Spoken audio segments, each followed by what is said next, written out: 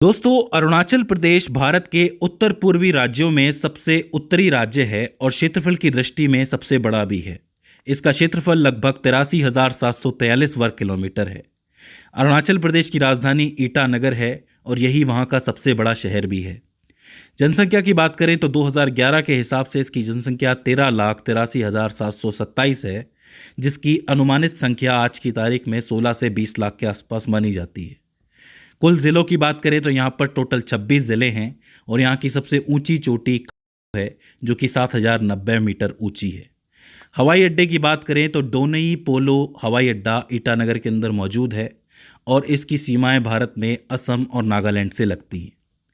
अरुणाचल प्रदेश की जो अंतर्राष्ट्रीय सीमाएं हैं वो पश्चिम में भूटान, उत्तर में चीन और पूर्व में म्यांमार से लगती है। अब ये जो अरुणाचल की सीमा चीन से लगती है, इसी का नाम है मैकमोहन सीमा या फिर मैकमोहन रेखा। मैं आपको बता दूं कि चीन इस मैकमोहन रेखा को नहीं मानता है और इस सीमा और अरुणाचल प्रदेश के बहुत से हिस्सों पर अपना दावा करता है।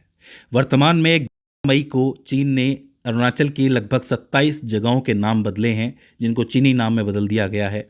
इसमें 15 पहाड़, 5 रिहायशी इलाके, 4 पहाड़ी दर्रे और 2 नदियां शामिल हैं। तो आज की इस वीडियो में हम इसी विवाद को साधारण शब्दों में समझने की कोशिश करेंगे। तो देखो, ये सारा खेल जो है वो मैकमोहन रेखा और ब्रिटिशर्स के साथ शुरू होता है। पता नहीं ऐसे डेंजरस सिचुएशन में मैं ऑटोमेटिकली आगे कैसे आ जाता हूँ। दोस्तों, 19वीं शताब्दी के अंत और 20वीं शताब्दी की शुरुआत में जहां एक तरफ दक्षिण पूर्व एशिया या भारतीय उपमहाद्वीप में ब्रिटिश साम्राज्य मजबूत हो चला था और अपने साम्राज्य को निश्चित कर रहा था, तो वहीं दूसरी ओर इसी वक्त में जो रूसी राज है वो मध्य एशिया की तरफ अपने कदम बढ़ा रहा था।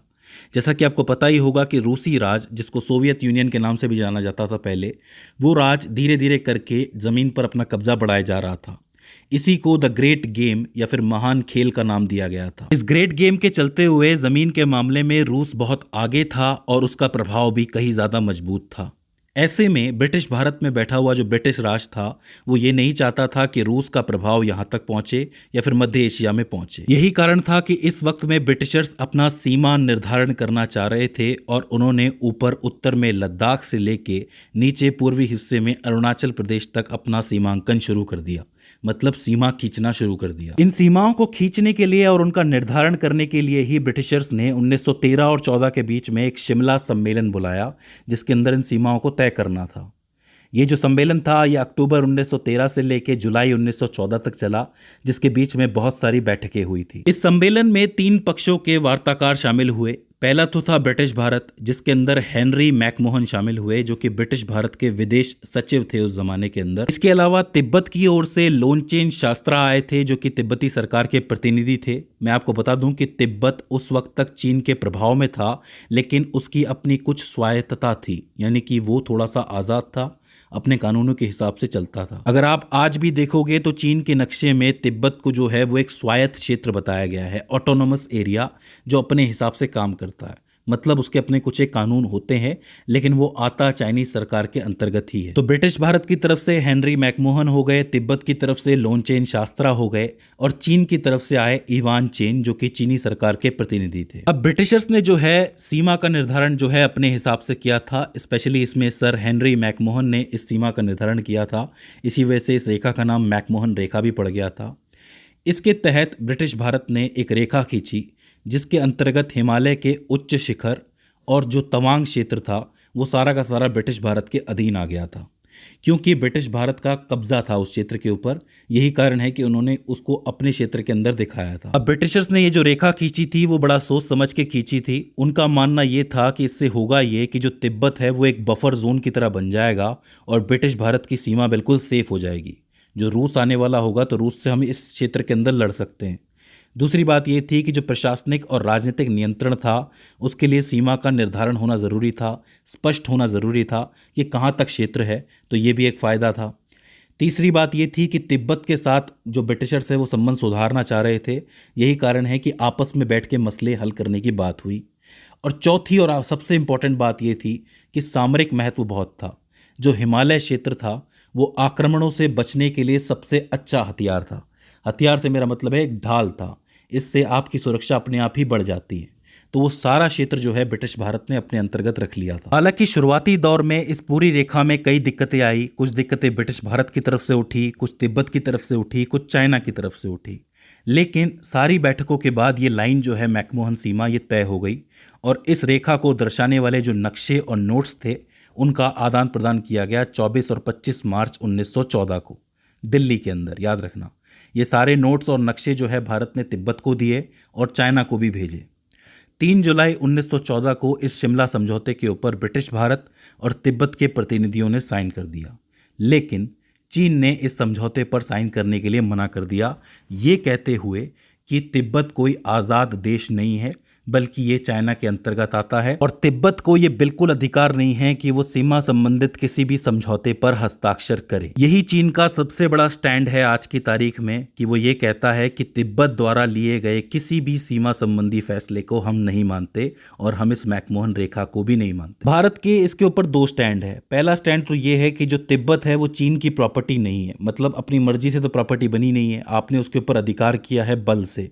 यही कारण है कि आप तिब्बत द्वारा लिए गए फैसलों को नकार नहीं सकते, ऐसा भारत कहता है।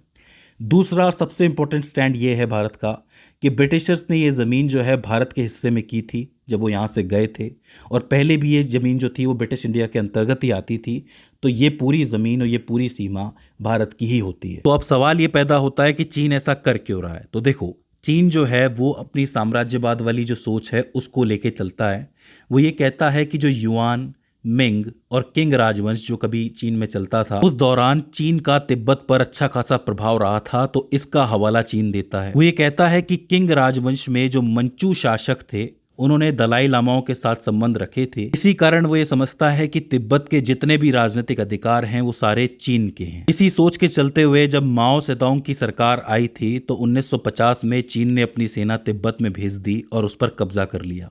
वहां से दलाई लामा को भागना पड़ा, बहुत से बुद्धिस्ट जो थे वो उसके अंदर मारे भी गए थे। इसके बावजूद चीन ने इसको शांतिपूर्ण मुक्ति का नाम दिया और एकीकरण की प्रक्रिया का नाम दिया। यानी कि चीन जो है वो तिब्बत के कब्जे को एक एकीकरण की प्रक्रिया समझता है, जो चीन का एकीकरण वो उसको मानता है। ऐसे में वो अरुणाचल प्रदेश के विषय में कहता है कि जो अरुणाचल में तवांग और ल्यासा मठ जो है वो बौद्ध धर्म के लिए बहुत महत्वपूर्ण केंद्र है। यही कारण है कि चीन जो है वो उसको दक्षिणी तिब्बत का हिस्सा मानता है और उस पर क्लेम करता है। अब ये बात थोड़ी सी हजम कम होती है। एक तरफ तो आप सारे रिलीजन्स को ख़त्म करने में लगे हुए हो, चाहे वो उइगर मुसलमान हो, चाहे वो बुद्धिस्ट हो या किसी और टाइप का धर्म ही क्यों ना हो।